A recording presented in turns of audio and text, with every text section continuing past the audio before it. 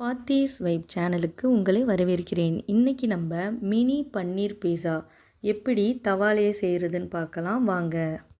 இப்போ நம்ம பிஸாவோட base ready பண்ணிடலாம். அதுக்கு நான் 1/4 கிலோ மைதா எடுத்திருக்கேன். அதுக்கு 1 ஸ்பூன் சர்க்கரை, 1 ஸ்பூன் உப்பு சேர்த்துக்கோங்க.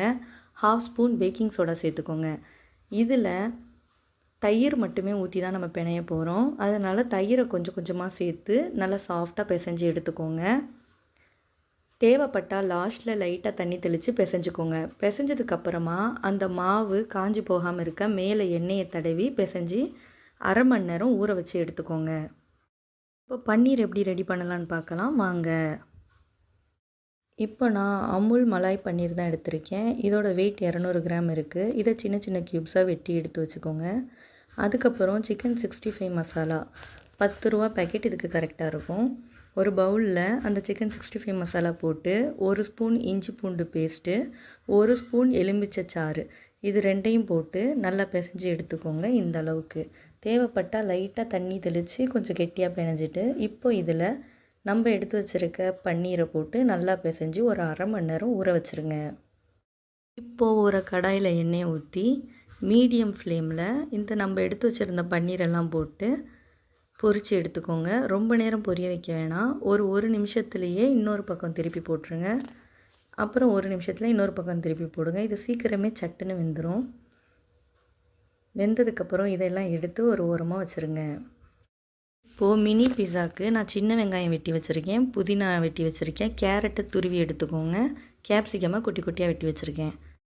இப்போ நம்ம ரெடி பண்ணி வச்சுருக்க மாவை பூரி மாவுக்கு உருட்டுற சைஸில் குட்டி குட்டியாக உருட்டி வச்சுருங்க.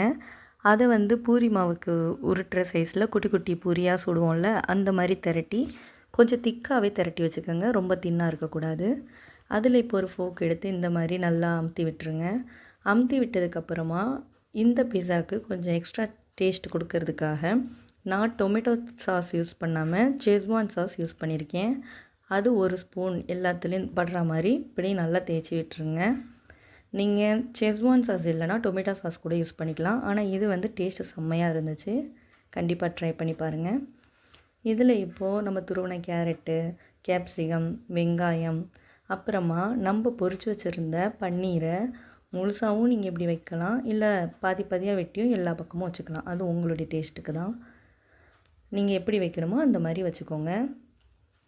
இப்போ நம்ம ரெடி பண்ணி வச்சுருக்கிறத ஒரு அடுப்பில் தவாவை சூடு பண்ணி அதுக்கு மேலே இந்த மாதிரி வச்சுருங்க. தவாவை சிம்மிலே வச்சுக்கோங்க. இதை நீங்கள் மூடி வச்சு 3 நிமிஷம் வேக வச்சு எடுத்தீங்க அப்படின்னா நம்மளோட மினி பன்னீர் பீஸா ரெடி. இந்த வீடியோ உங்களுக்கு பிடிச்சிருந்தா ஃபாத்தி வைப்ஸ் சேனலை லைக் பண்ணுங்கள், கமெண்ட் பண்ணுங்கள், சப்ஸ்கிரைப் பண்ணுங்கள்.